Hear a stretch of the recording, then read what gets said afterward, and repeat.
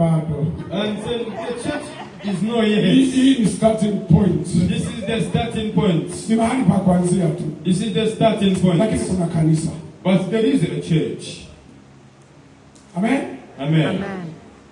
Pastor. Sema ukweli.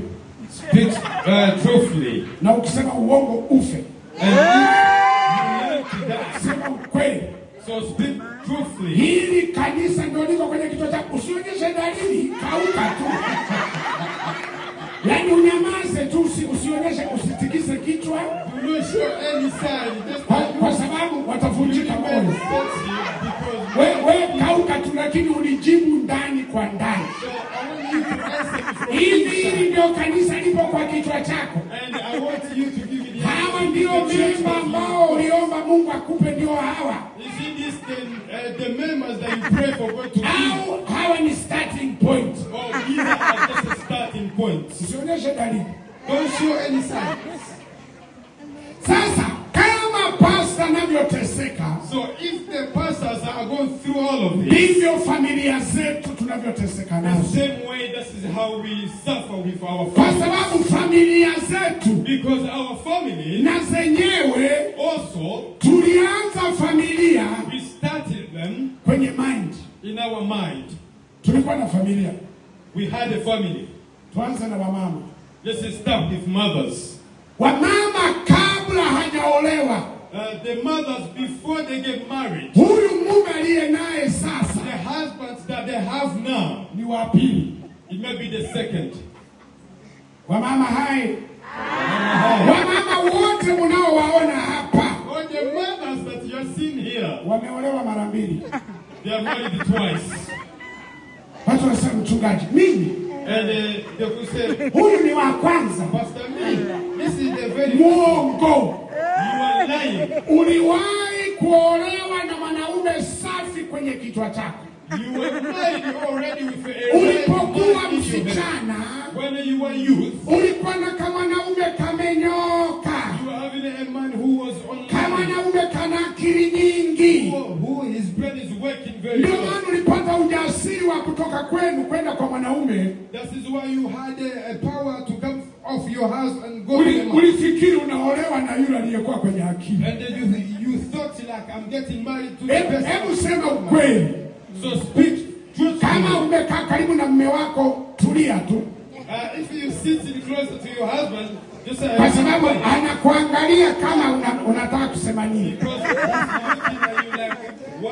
Tulia kama vile swali alikuhusu. So you just need to stay. Ili ulipokuwa msichana, because when you were youth, ulikuwa na akili ya kuolewa na mwanaume kama huyo uliye naye sasa. Were you planning to get married to the man that you've got now? Wale ambao waume zao hawapo wanatikisa vichwa.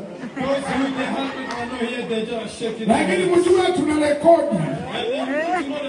Mume wako atakuona live. Your husband will see you live. So haya maswali nauliza.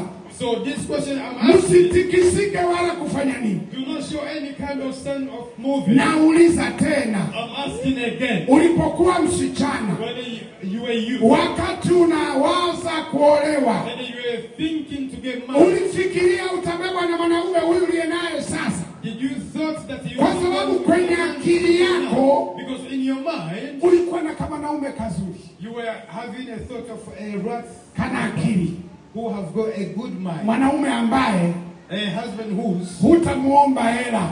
You will not ask for money. Yeye mwenyewe atakuwa akikuangalia tu anakupa hela. Himself he will look at you and give you money. Atakuwa nakupeleka saluni bila kumuomba. He will be taking to salon without you. Anakupeleka shopping uko kununua manguo bila kumuomba. He will take you to do your shopping with. Anakununulia tu perfume tuzuri bila kumwambia. Buying some perfume without you. Yani akifika kwenye dressing table, when they are at the dressing table, yeye ndo anaangalia nini kimepungua kwa malaika wangu. And is looking kama likia wangu. To my queen. Anatikisa nani anasema hii perfume imepungua, haya mafuta yamepungua. This perfume is. Unakuta tu amekufanyia shopping. You come and find out he has done. Suri kwa mwanaume ambako indifferent of yani kukupa kadi yake ya benki haina shida. For them to give you their password yote anakuwa kuachia ya benki na all the nini. password and everything he gives it to you. Ulikuwa na kama mwanaume akakupigi.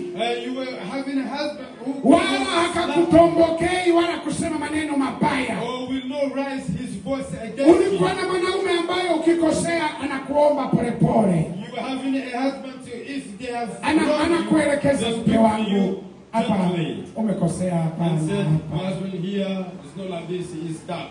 Na wewe unasema kweli. And you are like, is that? Nisamehe. I'm so sorry. Nimekusamehe. And he's like, I've forgiven you. Anakubusu. And then he gives you a kiss. Ulikuwa na mwanaume amenyoka. You were having a man who was straight. Hey. Kiumbe chenyewe ndio hicho sasa. So that is the man now. Hakijui shopping. They don't know shopping. Hakijui kuna mafuta. They don't know if you need some creams. Yeye na kazi moja tu mle ndani kukusaidia kupandisha zipu ya dress. They are just there to help you to put. Hajui hiyo gauni linunua shingapi. They don't know how much you hajui viatu unanunua kiasi gani. They don't know how much you hajui perfume ulinunua wapi. Doesn't know where you bought the perfume. Yeye yuko humo ndani. Him is just there. Hakuna mwangalia. And you are looking at him like. Unasema mbona yule aliyekuwa kichwani sio huyu? And the same, maybe the person I was having. Mbona huyu wamenibadilishia wapi? Where did they change them from? Amen. Amen. Wamama Mothers. ndo yeye. Is he him? Ukisikia ndio ujue mume wake yuko pembeni. If you hear yes, that means the husband is gone. Yaani akiwa wale walio peke yao wanasema wale walio wanasema sasa hapa mgogo anataka kuletea matatizo. Ndio. Wakati moyoni anasema hey.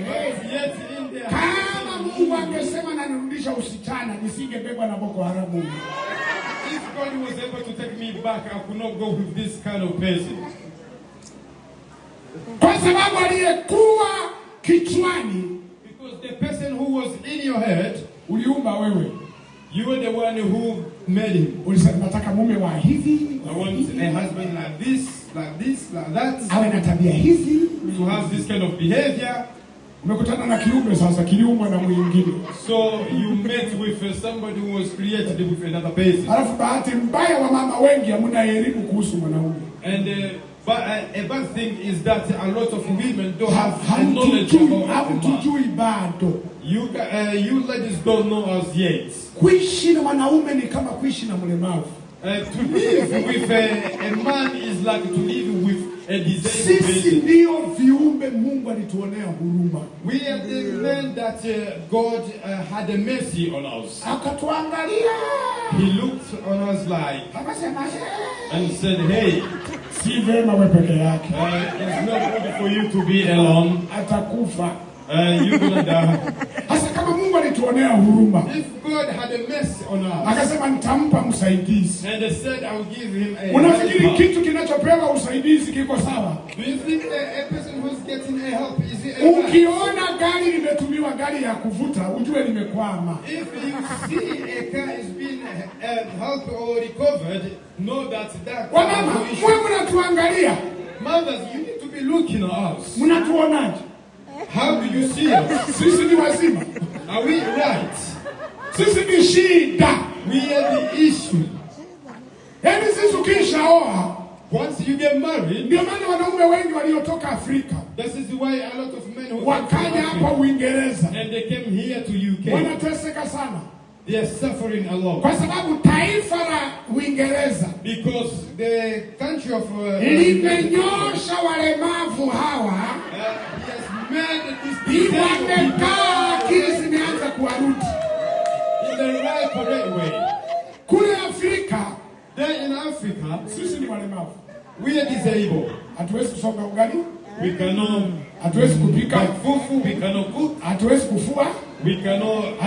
Hatuwezi kusafisha nyumba. We cannot do any cleaning. Hatuwezi kubadilisha watoto nguo. We cannot change the. Hata ukinipikia chai. Even if you make a tea for me, ukiweka hapo mezani, and you put on the table, hatuna mikono ya kufungua mfuniko, we don't have the hands to open, hatuna mikono ya kushika alafu kumimina kwenye kikombe, hata mikono ya kuweka vijiko vya sukari, even the hand to put the spoon. Yani utamimina mwenyewe. You're gonna do all of that yourself. Alafu nitakwambia haya, koroga. And I said, that's it. Now you can mix it. Sisi ni shida. We are a problem. Unazaa watoto, you giving birth to children. Huwezi kubadilisha nguo. You are unable to change their clothes. Katoto kaki. Unasikia mtoto wako tayari. Your son is already done it. Unajiuliza tayari namna gani peleka bafuni kabadilishe? And you're like, what's done? You can just take him to the bathroom. Tukienda kubadilisha, unabadili maji pipa zima. Even if you change them, you are using a lot of waters. Sisi. Us men. Vichwa vyetu kwanza. Our head itself. Wakati mwingine tunafikiri mambo makubwa. Sometimes we're thinking about big things. Wakati wanawake tunaoishi nao, and yet the women that we live with, wao yale mambo makubwa, them with them big things, wanajua hizo ni responsibilities za kwako. They know that is your responsibility to deal. Wao ili ufurahishe moyo wake. For them to make their hearts happy. Shughulika pia na tumambo tudogo. You need to engage with the small things. Mawazo ya wanawake yako kwenye tumambo tudogo. The thinking of women are on the small things. Ukitaka vurugike hapo nyumbani. And when you want an issue to happen at the house, sahau birthday yake. Try to forget her birthday. Kasikia mume wangu. You will hear my husband. Hawezi kuniangalia birthday yangu. He was unable to prepare my birthday. Sisi wanaume birthday. As men, birthday. Sisi tunawaza mtoto alipwe shule. We are thinking for kulipa renti, to get paid their school fees and the house rent. Vyakula viwepo nyumbani. Food to be in the house. Birthday. Wanaume mnatulazimisha. You guys, you make us just to do it. Nasikia mama amekasirika. Hajaninunulia nguo ya birthday. Hajaniletea maua. A mother is angry that he hasn't bought me the clothes for my birthday, even the flowers. Mwanaume anauliza, mimi nimeoa mke sijaoa nyuki. Haya masuala ya maua yanaendelea kufaidia. And the man says, I got married to a woman. Not a bees. Not a bees, yes. Amen. Amen. Wamama mothers. Kama mwanaume unaleta gari nyumbani. That's why a man wako wala hata haoni cha ajabu. Your wife doesn't see like it's a special thing. Asa, like